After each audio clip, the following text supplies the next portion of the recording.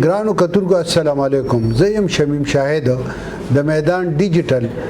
خپرونې پختونخوا دا وخت سره. نن موږ سره میلمه دی ډاکټر سید اختر صاحب چې د هغې شخصیت سره تعارف محتاج نه دی. هغه د خیبر پختونخوا د پولیسو انسپکټر جنرال پاتې شوی دی، د خیبر پختونخوا سیکورټي داخله پاتې شوی دی. د دې صوبې د دې منطقې په سیاسی حالاتو، په سیکورټي حالاتو، په معاشي حالاتو باندې یو ډېر جوړ نظر لري. نن باغی سره موږ خبرې کوو د پختونخوا په دې موجوده حالاتو، بالخصوص د ماینز منرل اکټ چې کوم نوی قانون دی په هغې باندې هغې یو ډېر غټ ریسرچ هم کړی دی. بله چې د خیبر پختونخوا د اسمبلی جرګې ته چې سپیکر صاحب په مشرۍ کې شو، هغې ته دغه خپل تحریر چې کوم دی نه وړاندې کړو، دا خپلې چې کوم ریسرچ هغه ورته مخکې کړو او د هغې تر مخه د هغې نه به تپوس کو چې دا ریسرچ څو او تاسو څنګه ګڼئ چې دغه ماینز منرل اکټ څنګه دی. ډېره مننه شمیم خان، تاسو همیشه ماته موقع راکوئ چې زه خپل رائے په مختلف ایشوز باندې تاسو ته درکړم. څو پورې چې ماینز اینډ منرل اکټ دی دا چې کله بل مخې ته رالو نو زه به رښتیا دا خبره وکړم چې دې کې په ټیک ټاک باندې ما اولی ځل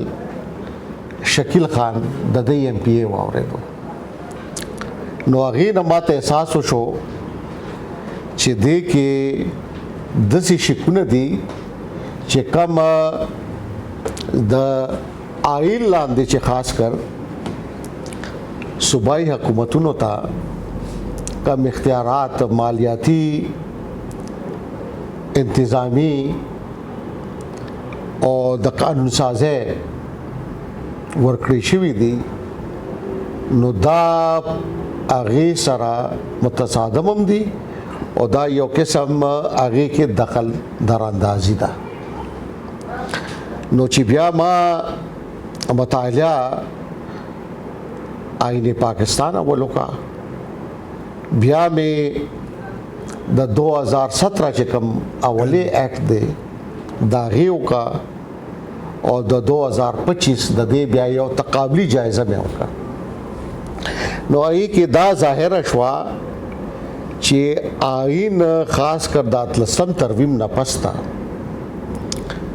هغې کې دوه لسټ، اول به یو فیډرلسټ و، یو به کنکرنټ و، هغې نه بهر به چې څه وه بیا د صوبې. خو هغه وخت دا و چې کنکرنټ لسټ کې تقریبا هر څه دونه اچولي وو چې بیا ریزولوټ کې څه پاتې نه وو. خو چې کله 18 ترمیم وشو نو کنکرنټ لسټ واخلو، صرف فیډرلسټ کې هغه سیزونه پاتې شو آیټمز چې هغې باندې صرف وفاق دا اختیار دی انتظامی، مالیاتی او د قانون سازی. هغې د بهر چې څومره دي هغه اختیار د صوبو دی. نو دې کې دوه سیزونه د مالیاتو په حواله باندې آرټیکل 172 چې راوالی، نو هغې کې د هغې یو سب کلاس 2 دی او یو سب کلاس 3 دی. هغې کې چې کوم مادیات ځمکه چې څومره ده هغه که په سمندر کې وي نو هغه د وفاق مالک دی او هغې نه بهر مطلب دا شو چې نور د سمندر نه بهر چې چرته ځمکه باندې که په غر د ځمکه سم شي مادیات دی ماینز اینڈ منرلز دا د صوبې مالکیت دی. ٹھیک دی. بل یو چیز چې دی هغه په صوبه کې هم وي، هغې ته وایي سټراټیجیک منرلز.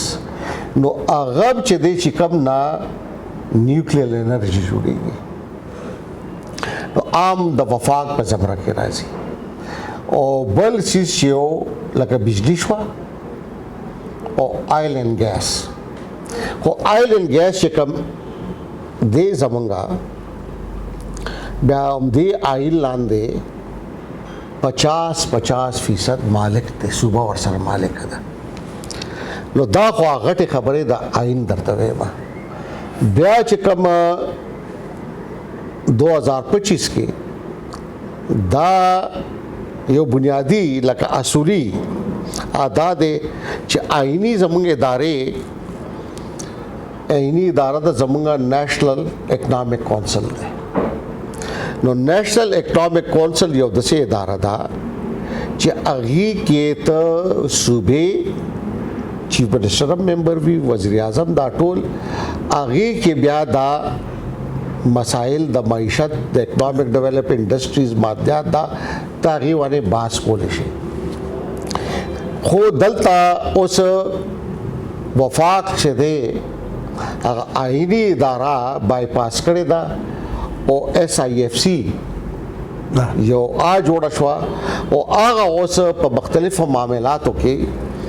په خپل فیصلې کوي د قومي سطح او ورسره صوبو ته هدایات جاری کوي. نو یو خدا بنیادی بل او چې کوم صوبو ته هدایات راغلي هغې کې چې کوم مختلف تشریحګانې وي هغې کې یو تشریح چې دا لکه د سټریټیجک منرلز په حواله وه او هغې کې بیا شیډیول کې چې ورکړ نو هغې کې دا ده چې هغه ټول منرلز چې کوم نه نیوکلیر انرژي جوړېږي هغه به په دې زمره کې راځي او د هغې نوټیفیکیشن به حکومت فرام ټایم ټو ټایم کوي. نو اوس دا واضح نه وه او زوړه یې کې دا و چې ریډیو ایکټیو میټیریل یې لیکلی، ریډیو ایکټیو میټیریل. بل یو دی پکې شک واچولو تعریف کې منرلز هغې کې اول هغې کې 2017 کې صرف منرلز دي، دې کې دی یو بل پخ واچولو ریئر ارتھ منرلز او هغه بیا شیډیول کې واچول چې ریئر ارتھ منرل بیا څوک پکې حکومت نوټیفیکیشن بګی چې دا اوس ریئر ارتھ نو هغې کې خو سبا ناستې وي به دا سره زر ریئر دی، دا کرومایټم دی، دام دی بیا تا نه لځي. بیا ستا مختلف دی کې فیسیلیټیشن سینټر اتھارټي جوړه شوه چې هغه پالیسي ټولې فیصلې کوي. هغې کې تا بیا فیډرل منرل ونګ بیا پکې واچولو. بیا هغې کې ډېر څیزونه رایلټي خبرې رالې، د هغې چې دی رایلټي قیمت لګول، د هغې ډیټرمینیشن کول بیا تا پکې واچولو چې د هغې ګایډنس لاندې پکې. نو دا ټولې خبرې دي چې کم ستا بنیادی چې کم ستا خپل اختیار تا تعین درکړی دی هغې ته نفي کې لګیا. نو ټولې دا بیا دی کې بیا بل یو ظالمانه چې کوم ما ګوته که لکه چې ته کمپلسري اکوزیشن تا کې چې زه مالک یم او هلته مادیات وروتو نو زه به حکومت به هغه والي او ما ته بیا ما سړې طریقې باندې به پیسه د هغې قیمت به لګوي اوسط لال دی. نو اوس خو سپریم کورټ فیصلې کړي دي په هغې کې چې ته د پرایویټ هغې دپاره یا کمرشل اکټیویټي دپاره ځمکه چانه هلې هغې ته به ته هغې مطابق پیمنټ کوي. نن د CDA شوه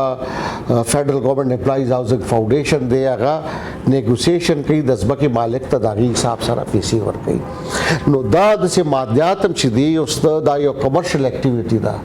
یو سړی په هغې باندې اربونه کروڑونه روپۍ ګټي او زما ځمکه درته ما ته اونې پونې ما نه په زور هلې اکوزیشن ایکټ لاندې. نو دې کې دا احتیاط پکار دی، دې کې اوس ترمیم پکار دی. نو دا غټې خبرې وي چې ما مخې ته راوستې. صحیح ډاکټر صاحب، په دې سلسله کې زموږ د خیبر پختونخوا د سیاسي جماعتونو د حکومت څه صورتحال دی د دې قانون خلاف؟ اوس خو دا ده چې دا د ټیکنیکل نه زیات اوس خو یو سیاسي ایشو جوړه شوه او عام سړی چې دی دا ورځ ما په اسمبلی کې دا خبر کا جرګه حال کې چې اوس خو ته چې ریډیو وال سره ودرېږي، رکشه کې کېنې، مونپلو وال سره ودرېږي، ننبای سره ودرېږي،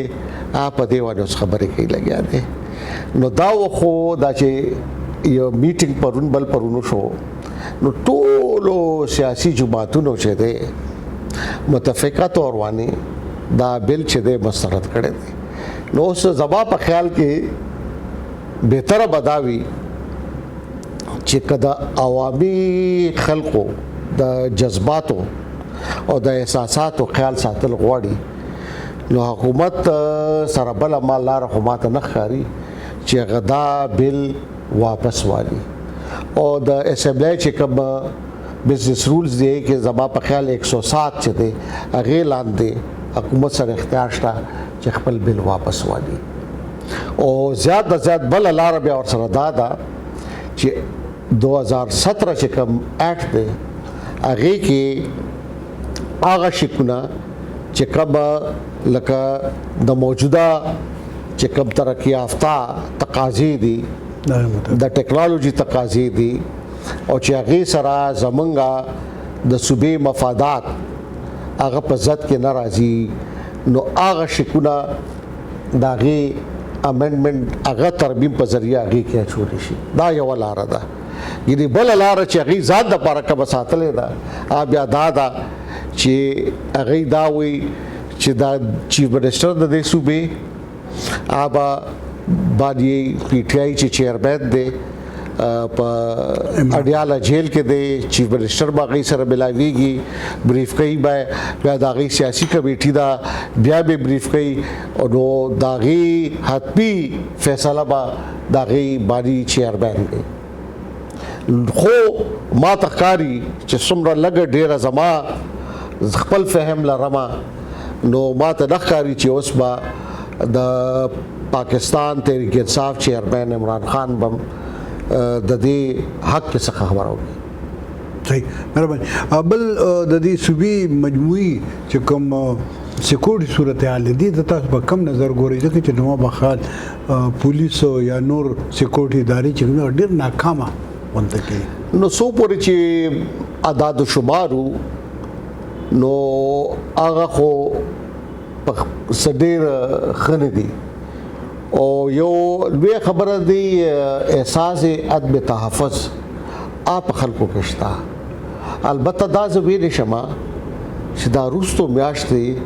چې دا قدرې بهتره تیر شو مارچ والا خو اوس دا هندستان سره چې نوې صورتحال ډیولپ شو نو ګورو با چې الله تعالی د کی چې دلته دا صورتحال هم د څه خپاتې شي او مخکې طرف ته مونږ لاړ شو او دا به مناصره وي چې آیا چې کوم داشت تنظیمونه دي دا غي صرف دا یو ټیکنیکل هغه د چې فلال لګا سای راځته دا او بیا خپل څه هدف ته پاره پای انتظار کې دی او موقع ملاوي شي او یا آیا منګه دا دونه معاصره کاروایان کوله لګیای چې هغه په شاته تدلی دي نو دا بعض وخت دای چې منګه ریاستي چې کوم چارواکي وي هغه پولیس دی دور دی ټوله چې لګ امن راشي نو بیا لګ تسهیل پسندي ورسره راشي. نو ضرورت د دې خبره دی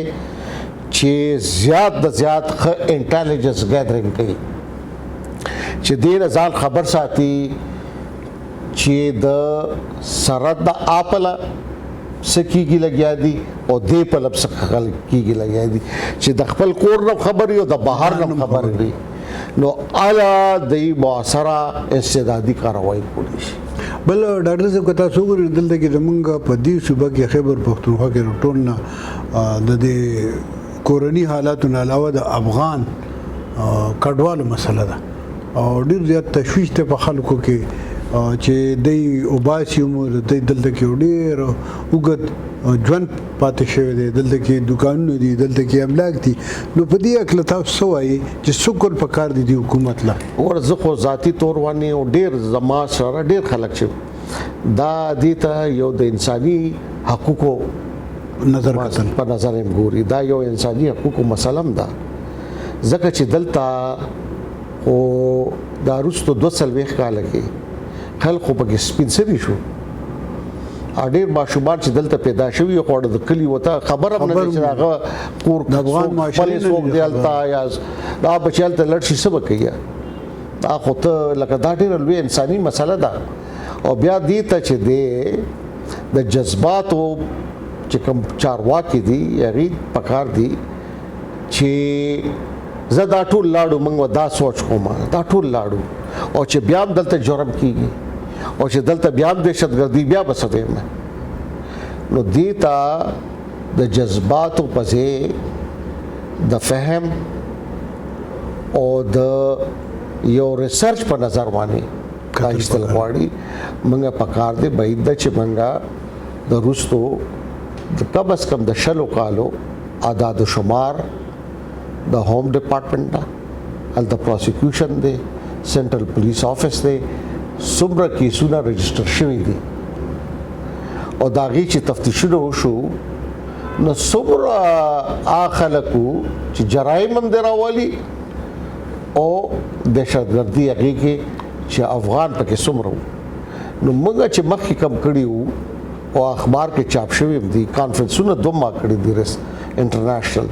او زه بیا دلته اکثر ځي کې زه اسماعیل خان ځکه یادوم چې ما نه وړاندې اسماعیل خان په ډان کې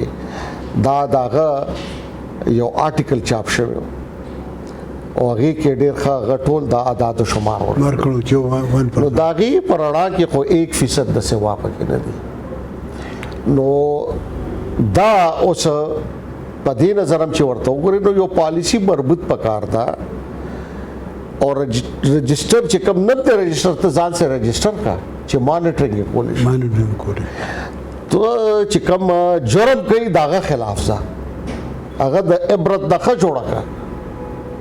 کا زما خپل دی او که پردی دی ای کې جرم کوي نو قانون شته عدالتونه شته پروسیکیوشن شته طریقې کار شته د هغې مطابق او ټول په یو تار سره متاړه زه خو دا صحیح ګرانو کتونکو تاسو د ډاکټر سید اختر علي شاه صاحب خبرې واورېدې د دې صوبې په هکله د دې صوبې د مسلو په هکله ډېره مننه